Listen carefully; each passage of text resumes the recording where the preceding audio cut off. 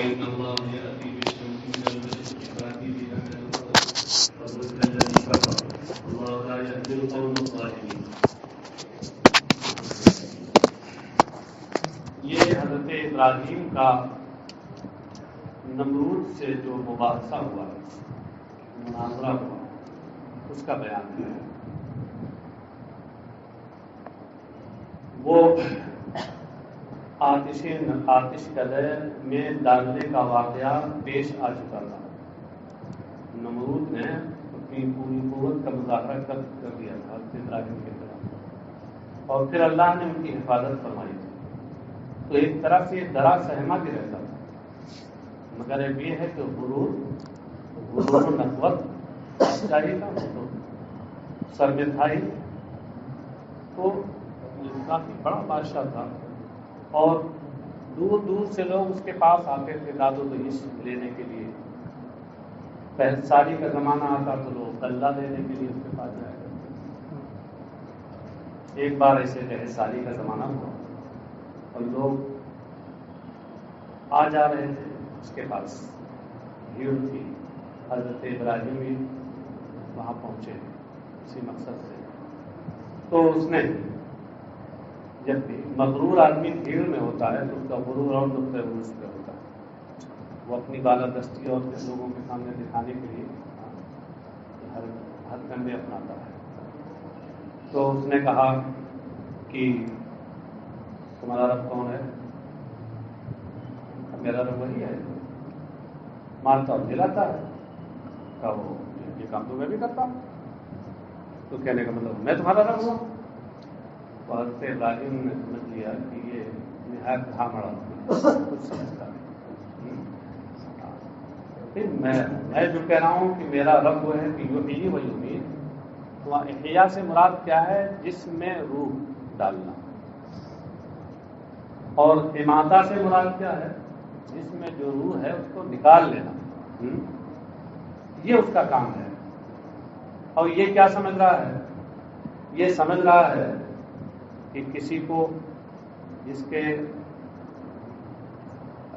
سولی دینے کا اور مار دینے کا فیصلہ کیا جا چکا ہو اس کو معاف کر دینا. جس کو یہ سمجھ رہا ہے کہ یہ زندگی دینا ہے. ہاں، اور جو بے قصور ثابت ہو چکا ہے اس کو سولی دینے کا حکم دے رہا ہے، سولی دے رہا ہے. اس کو سمجھ رہا ہے یہ ماتا ہے. حالانکہ ماتا یہ نہیں ہے حقیقت میں. تو آپ نے پھر اس سے اور زیادہ واضح تو یہ بھی تھا، لیکن اس سے اور زیادہ واضح دلیل کی طرف منتقل ہوتے ہوئے کہا اچھا تو میرا رب تو وہ ہے کہ جو پورب سے سورج نکالتا ہے، اور تم بھی اگر ربوبیت کے دعوے دار ہو تو تم پچھم سے نکالو. اب یہ جب انہوں نے کہا تو بالکل وہ ہلتا لاجواب حق کا بکا ہو گیا. کوئی جواب نہیں سکا. دیکھیے صاحب، الم تر الی الذی حاج جادل، کیا آپ نے اسے نہ دیکھا کہ جس نے ابراہیم سے کٹ حجتی کی. حاج یعنی بحث و مباحثہ کیا، کٹ حجتی کی. فی ربہ، اپنے رب کے بارے میں، ان کے رب کے بارے میں. ان آتاہ اللہ الملک، کہ اس پر کہ اللہ نے اسے بادشاہی عطا کی. اس پر یعنی اس وجہ سے کہ اللہ نے اسے بادشاہی دی.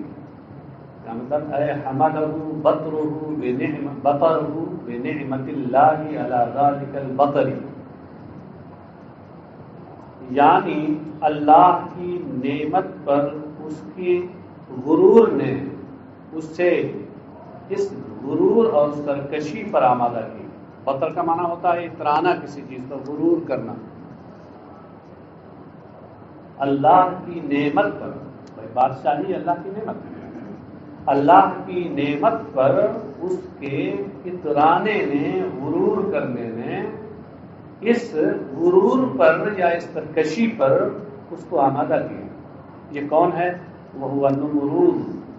یہ نمرود ہے. اردو میں نمرود بولتے ہیں، عربی میں ہے نمرود. صندوق کے وزن پہ، صندوق، جمہور، اسلوب، اس وزن پہ جتنے آتے ہیں ان کا کلمہ مضموم ہوتا ہے اور دوسرا والا ساکن ہوتا ہے.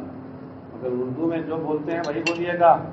نمرود بولیں گے تو لوگ آپ کا منہ دیکھیں گے. وہ نمرود اذ قال ابراہیم، اس کے بارے میں بتا رہے ہیں بدل من حاجہ. یہ اسی حاجہ سے بدل ہے. اذ قال ابراہیم لما قال له من ربک الذی تدعون الیہ، جب ابراہیم نے ان سے کہا. ابراہیم نے کب کہا؟ جب اس نے آپ سے یہ کہا، ابراہیم سے، کہ من ربک الذی تدعون الیہ، تمہارا رب کون ہے جس کی طرف تم ہم لوگوں کو بلاتے ہو، دعوت دیتے ہو؟ تو ابراہیم نے جواب میں کہا ربی الذی یحیی و یمیت، میرا رب وہ ہے جس کا وصف احیاء اور اماتہ ہے. یہ احیاء اور اماتہ کا کیا مطلب ہے؟ یخلق الحیات والموت فی الاجساد، وہ خالق ہے، وہ اجسام میں موت اور حیات پیدا کرتا ہے. احیاء کا مطلب ہے جسم میں زندگی پیدا کرنا، اور اماتہ کا مطلب ہے جس میں موت پیدا کرنا. قال یعنی قال ہوا، اس نے کہا نمرود نے انا وحی و امیر، میں بھی جلاتا اور مارتا ہوں.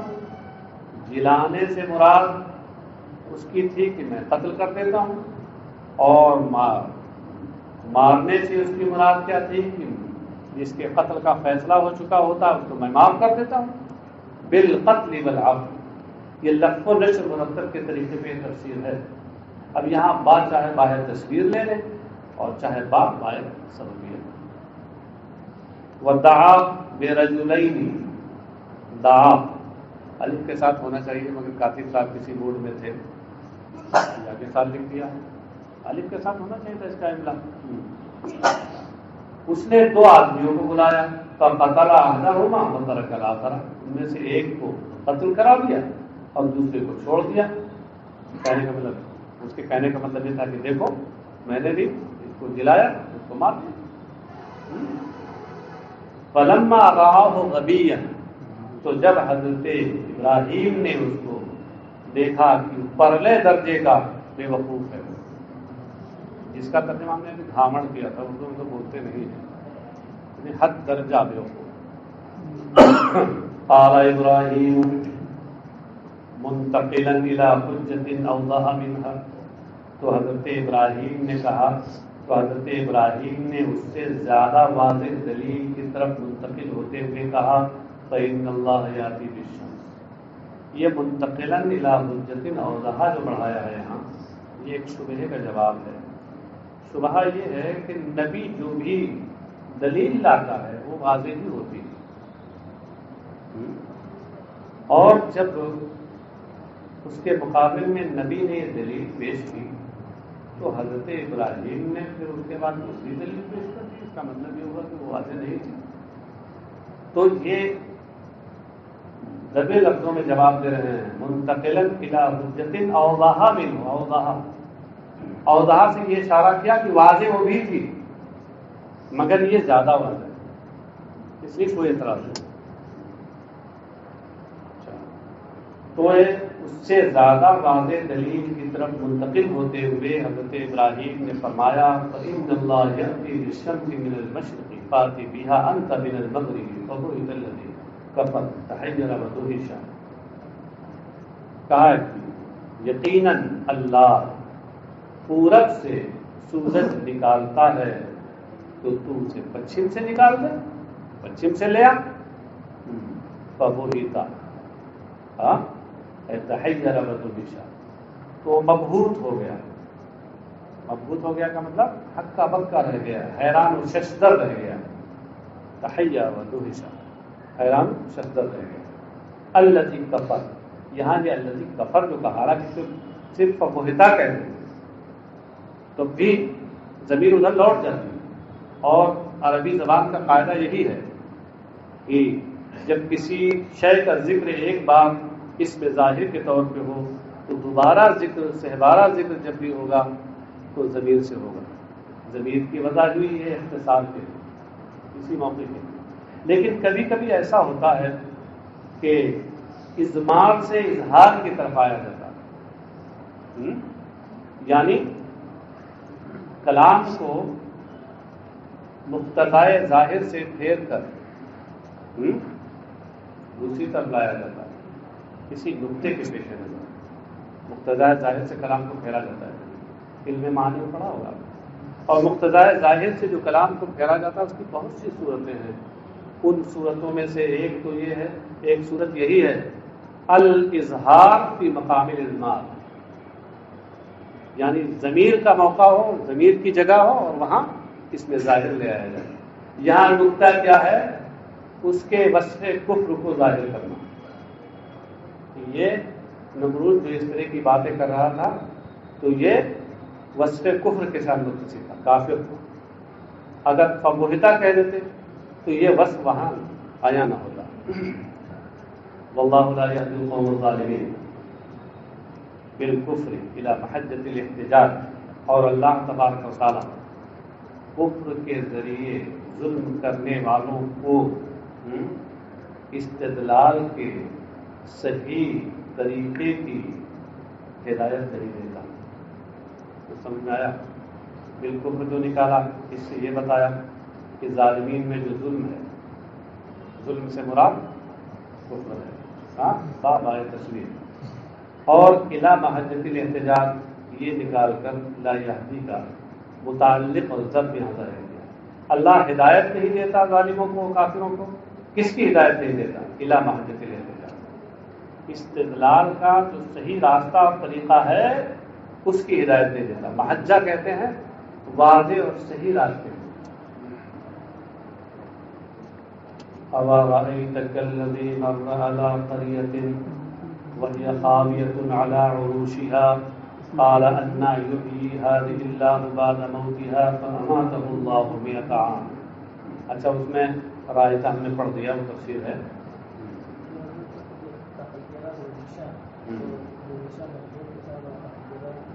کچھ الفاظ ایسے ہیں عربی زبان میں، تقریباً 8-9 الفاظ ایسے ہیں کہ وہ بظاہر مجہول کے صیغے پہ آتے ہیں مگر معروف کے معنی میں استعمال ہوتے ہیں. اور ان کے بارے میں ماہرین یہ بھی بتاتے ہیں کہ ان کے بعد جو مرفوع آئے گا اس میں مرفوع فاعل ہی بنے گا. مصباح الانشاء حصے اول پہلے مجہول کے بیان میں دیکھ لیجیے، 8 یا 9 الفاظ ہیں جن کو میں نے جمع کیا. انہیں میں سے یہ بھی اسی میں سے ہونیا ہے. ہونیا بولتے ہیں. اور اعتنا کے معنی میں، اہتما کے معنی میں. آپ کے من سے برکات سے جو کتابیں چھپتی ہیں بہت سی کتابوں میں اوپر لکھا ہوتا ہے ہونیا بہتری. اور مراد کیا ہے؟ اعتنا بہتری، اہتما بہتری. اچھا، یا اس کو آپ نے نہ دیکھا کہ جس کا گزر ایک بستی سے ہوا.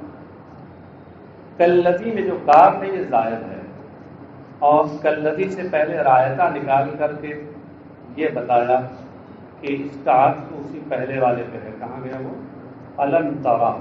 اور یہ ترا کے بجائے یہاں رایتہ نکالا ہے، وہاں مضارع ہے اور یہاں ماضی ہے. اشارہ یہ کیا ہے کہ لم مضارع پہ داخل ہو تو اس صورت میں پھر ماضی کے معنی میں ہو جاتا ہے. یہ کاف زائدہ ہے. کاف زائدہ ہے. کچھ آپ پوچھ رہے ہیں. اسی کو کہتے ہیں کان بجنا. ہمارے کان بجنے، آپ لوگ کچھ نہیں کہتے. الکاف زائدۃ، کاف زائدہ ہے. مرہ علی قریۃ، کہتے ہیں کیا اس کو نہ دیکھا جس کا گزر ایک بستی سے ہوا. یہ بستی کون سی تھی؟ یہ بیت المقدس، یہ بیت المقدس کی بستی تھی. راکباً علی حمار، اس کا گزر ایک بستی پر ہوا. راکباً علی حمار، ایک دراز گوشت پر سوار ہو کر. حمار کا ترجمہ تو آپ لوگ جانتے ہیں، کان لمبے ہوتے ہیں، اس کو دراز گوشت بھی کہتے ہیں. جی یہاں بڑی شخصیتوں کی سواری کے طور پہ اسے آئے میرا ذوق یہی کہتا ہے، ذوق نفیس یہی کہتا ہے کہ وہاں ذرا گوشت ترجمہ کریں۔ آپ اگر گدھا ترجمہ کریں تو میں نہیں کہوں گا آپ کو کچھ، لیکن شاید میرے ذوق کو تھوڑا گہرا گزر رہا ہے۔ ایک دراز گوشت پر سوار ہو کر وہ آئے، وَمَعَهُ سَلَّةُ تِينٍ وَقَدْحُ عَصِيرٍ وَهُوَ عُزَيْرٌ، اور ان کے ساتھ ایک ٹوکری انجیر تھی۔ سلۃ کا معنی انجیر، سلۃ انجیر کا ٹوکری، سلۃ المحملات بولتے ہیں نا، ندی کی ٹوکری۔ وَقَدْحُ عَصِيرٍ، اور ایک پیالہ شیرہ انگور تھا، انگور کا شیرہ، رس انگور کا۔ قد مانے پیالہ، عصیر شیرہ، شیرہ انگور۔ وہو عزیر، یہ حضرت عزیر علیہ السلام ہے۔ ویسے یہاں مفسرین کا اختلاف ہے۔ حاشیہ نمبر 16 میں آپ دیکھیے کئی نام بتائے ہیں کہ وہ عزیر اور ارمیہ من سبط ہارون اور هو الخضر اور حزقیل، 4 قول ذکر کیے کہ حضرت عزیر ہیں، یا اس سے حضرت ہارون کی اولاد میں جو حضرت ارمیہ تھے وہ مراد ہیں، یا حضرت خضر علیہ السلام مراد ہیں، یا حضرت حزقیل مراد ہیں۔ مگر زیادہ تر راویوں کا اس پر اتفاق ہے کہ اس سے مراد حضرت عزیر ہے، اسی لیے انہوں نے وہ ذکر کیا۔ وَهِيَ خَاوِيَةٌ عَلَىٰ عُرُوشِهَا، جبکہ وہ بستی اپنی چھتوں پر ڈھہی گری پڑی تھی۔ خاویۃ کا معنی ساقطۃ، عروش عرش کی جمع ہے، عرش الدار سقف، عرش کل شیء اعلیٰ، ہر چیز کا عرش کیا ہوتا ہے؟ اس کا بالائی حصہ۔ وہ اپنی چھتوں پر ڈھہی پڑی تھی، چھت کے بل گرے۔ وہ کیوں؟ وہ کب؟ لما خربها بخت نصر، جبکہ بخت نصر نے اس کو ویران کر دیا تھا۔ یہ اصل میں جب یہودیوں کے اندر بدعملی پھیلی تو اللہ تعالیٰ نے بخت نصر کو ان پر مسلط کیا، اور یہ بڑا ظالم بادشاہ تھا، آیا اور اس نے ایک دم ان کی ساری بستی تباہ کر دی، اور ان کو مار مار کے اس کا جناب نہیں کر دیا، نہ معلوم بے تحاشا لوگوں کو قتل کیا، کتنے لوگوں کو قتل کیا معلوم ہے۔ قال ان یحیی هذه اللہ بعد موتها، تو انہوں نے کہا حضرت عزیر نے، ان کیف یحیی هذه اللہ بعد موتها، کہ اللہ تعالیٰ مرنے کے بعد انہیں کیسے زندہ فرمائے گا۔ یہ جو انا بمعنی کیفا ہے، یہاں مطلب یہ نہیں ہے کہ بطور انکار انہوں نے کوئی کہا تھا، اور نہ ہی بطور استبعاد کہا تھا، یہ بہت بعید ہے اللہ کی قدرت سے۔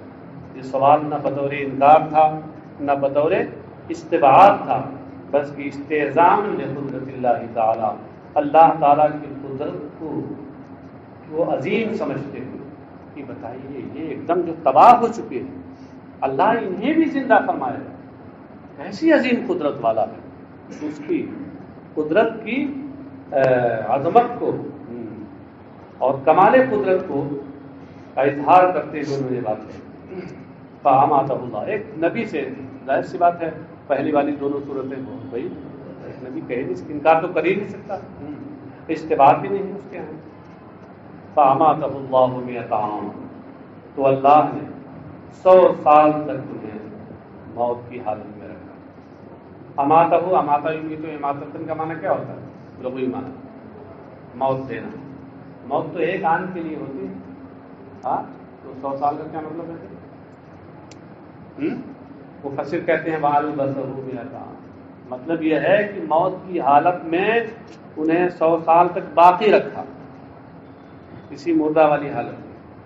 تو اماتہ کا معنی ہوا ہے، مطلب یہ کہ انہیں موت دی اور پھر اسی حالت میں باقی رکھا، روکے رکھا۔ ثم بعثہ، اور پھر اللہ تعالیٰ نے انہیں دوبارہ زندہ کیا۔ بعثہ یعنی احیا، دوبارہ زندہ کیا۔ لے یریہ کیفیت ذالک، تاکہ اس کی کیفیت انہیں دکھا دے۔ دلائل کی بنیاد پر حضرت عزیر کو اس کا یقین حاصل تھا۔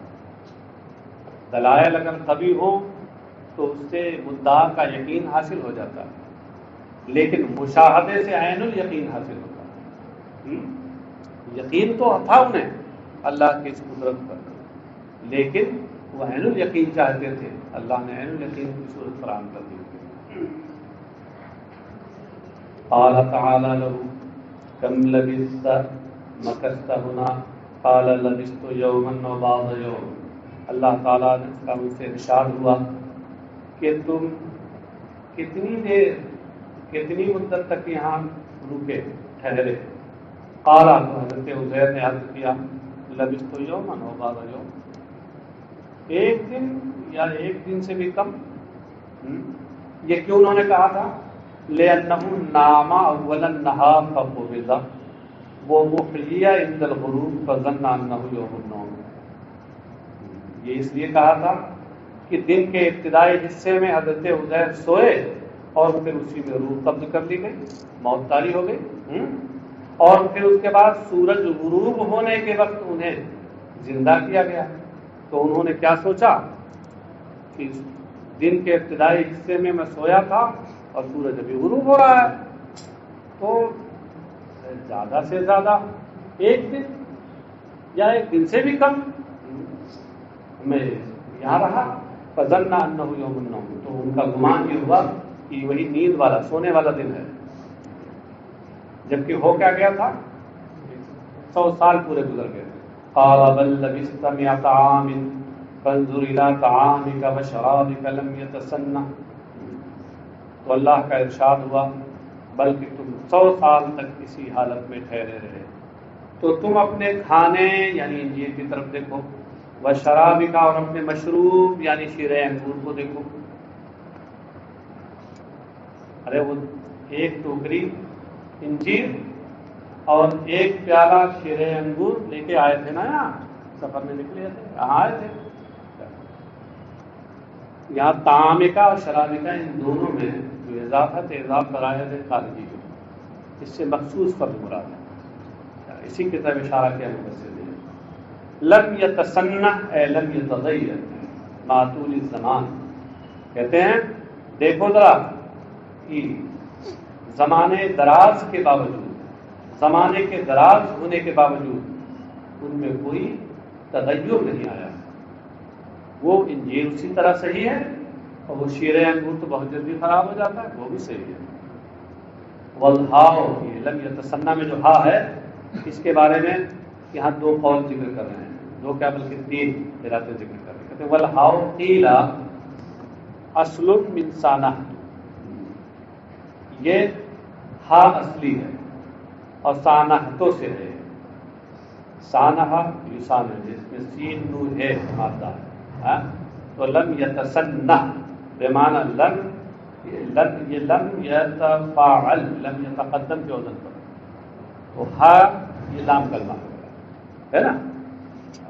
وقیل للسکت من ثانیہ، اور ایک قول یہ ہے کہ یہ ہا اصلی نہیں ہے بلکہ یہ ہائے سکتا ہے جو آخر میں آتی ہے، اور یہ سانہ یسانی سے، سانہ یسانی کا مطلب کیا ہوا؟ سین نو یہ مادہ ہے اس کا، اور سین نو یہ مادے کو جب باب تفاعل میں آپ لے جائیں گے تو کیا بنے گا؟ تسنہ یا تسنہ، آخر میں وہ یا الف سے بدل جائے گی نا، اور ساتھ جب لم آئیں گے حضرت لم تو کیا کریں گے؟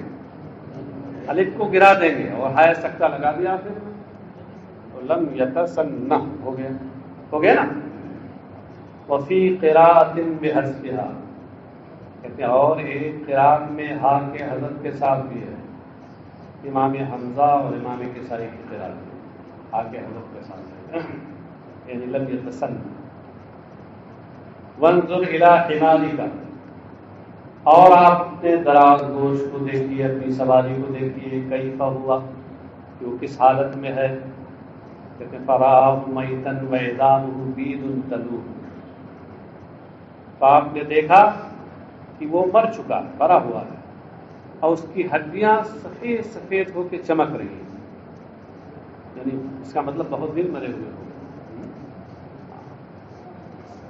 فعلنا ذلك لتعلم ولنجعلك آیۃ علی البعث للناس. ولنجعلک اس کو سے پہلے فعلنا ذالک لتعلم نکالا، اس سے بتایا کہ لنجعلک آیۃ جو ہے اس کا عطف محذوف پر ہے، اس پر نہیں جو مذکور ہے یہاں.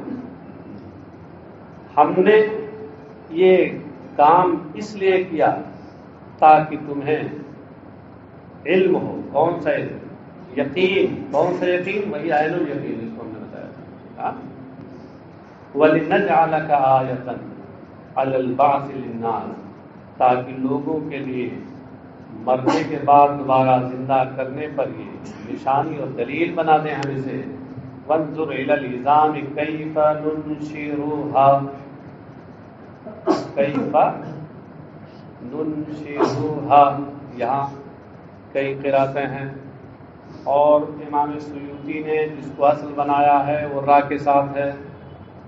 بات سمجھے؟ لیکن اب آپ کے جو یہ کاتب صاحب ہیں ان کے سامنے تو یہی قرات ہے کہ قرات عاصم بروایت حفص جس میں زا ہے، اس لیے انہوں نے اس کو لکھ دیا ہے.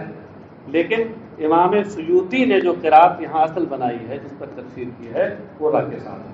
ابھی دیکھیں ظاہر ہو جائے گا. وانظر الی العظام من حمارک، اور اپنی سواری اس دراز گوش کی ہڈیوں پر نظر ڈالیے. کیف ننشرها، کہ ہم کیسے انہیں دوبارہ زندہ کرتے ہیں، کیسے ان کو حیات عطا کرتے ہیں. ننشر نحییها، انشرہ بمعنی احیا سے ہے، تو ننشرها کا معنی نحیوها. کہتے ہیں بضم النون وقرئ بفتحها من انشر ونشر لغتان. یہاں وہ کاتب صاحب کیا، یہ کاتب صاحب میں گڑبڑ کر گئے. قرآن کی جو کتابت ہے وہ تو خیر اس کے لحاظ سے آئی ہے، یہاں تفسیر کی جو کتابت ہے وہاں بھی گڑبڑ کر دیا. یا ہو سکتا ہے کوئی تھوڑا پڑھے لکھے رہے ہوں، کچھ کاتب صاحب بھی کچھ حال کبھی کبھی ہوتا ہے نا، نیم ملا ہوتے ہیں نا، خطرے جان بن جاتے ہیں. خطرے ایمان، حکیم خطرے جام، نیم ملا خطرے ایمان ہوتا ہے نا جی. تو اس لیے اس کو بنا دیا ہوگا ہے انشرا اور نشرا. ابھی دلیل کیا آ رہی ہے، پریشان نہ ہوئیے. اور ایک قرات شاذہ میں نون کے فتحے کے ساتھ ہے، یعنی ننشر. یہ انشرا اور نشرا سے ہیں، دو لغت میں ایک ہی معنی ہے. یعنی یہ لفظ و نشر مرتب کے طور پہ ہے، یعنی انشرا سے یہ ننشروہا ہے، اور نشرا سے ننشروہا ہے قرات شاذہ والا. سمجھ میں آ گیا؟ معنی ایک ہے دونوں کے. کہتے وفی قراءۃ بضمھا والضاء، اور ایک قرات میں نون کے ضمے اور ضا کے ساتھ ہے. اب اگر آپ نے وہاں ضا پڑھ لیا تو اس کو کیا کہیں گے؟ آپ کہیں گے کہ امام سیوطی کوئی پہلی بجھا رہے ہیں کیا؟ ہاں، اس سے پتہ چلا کہ پہلی والی جو قرات ہے وہ را کے ساتھ ہے، ضا کے ساتھ ہے. اور ایک قرات میں، یعنی نیچے لکھا اہل کوفہ کی قرات میں، امام عاصم بھی تو کوفی ہیں، تو اس میں اس کے نون کے ضمے اور ضا کے ساتھ ہے، تو ننشزوہا ہے. اس کے معنی کیا ہوں گے؟ نحرکھا ونرفعھا. تم اپنے دراز گوش اور اپنی سواری کی ہڈیوں کو دیکھو کہ ہم کیسے ان میں حرکت پیدا کرتے ہیں اور کیسے ان کو اٹھاتے ہیں، وہاں سے جو پڑی ہوئی ہیں کیسے ان کو کھڑا کرتے ہیں. ثم نکسوہا لحما، اور پھر ہم انہیں گوشت کا لباس پہناتے ہیں. فنظر الیہا وقد ترکبت وقصیت لحما ونفخ فیہ الروح ونحطا. تو آپ نے دیکھا جبکہ وہ ہڈیاں آپس میں جڑ گئی، قصیت لحمن، اور ان کو گوشت کا لبادہ اور لباس پہنایا گیا. ونفخ فیہ الروح، اور اس میں روح پھونک دی گئی، اور پھر اس نے اپنی آواز خاص نکالنا شروع کر دی، جس کی وجہ سے اس کو حیوان ناہق کہتے ہیں. نحقہ، اپنی خاص آواز نکالنا شروع کر دی، ڈھینچو ڈھینچو. فلما تبین له ذلك بالمشاهدة قال اعلم ان الله على كل شيء قدير. تو جب مشاہدے سے ایک چیز ان کے بالکل آیا ہو گئی تو آپ نے کہا ہاں اب مجھے علم، عالم، اب مجھے علم یعنی یقین ہے۔ کون سا علم؟ علم مشاہدت، مشاہدے والا علم جس کو عین الیقین کہتے ہیں۔ علم کے معنی یقین کے، اور مشاہدے سے جو علم حاصل ہوتا ہے وہ عین الیقین ہوتا ہے، وہ مجھے ہو گیا۔ علم تو تھا ہی پہلے سے، ان اللہ علی کل شیء قدیر، اس بات کا کہ اللہ سب کچھ کر سکتا ہے، اللہ سب کچھ کر سکتا ہے۔ وفی قراءۃ اعلم امر من اللہ لہ، اور ایک قراءت میں عالموں کے بجائے علم ہے، قال اعلم ان اللہ علی کل شیء قدیر، سمجھے؟ یہ امام حمزہ اور امام کسائی کی قراءت ہے، اس میں علم سے ہے امر ہے، علم یعلم سے، تو یہ اللہ کی جانب سے ان کے لیے حکم ہے، علم، اب تم عین الیقین کر لو کہ اللہ ہر چیز کے اوپر قادر ہے۔ ہو گیا؟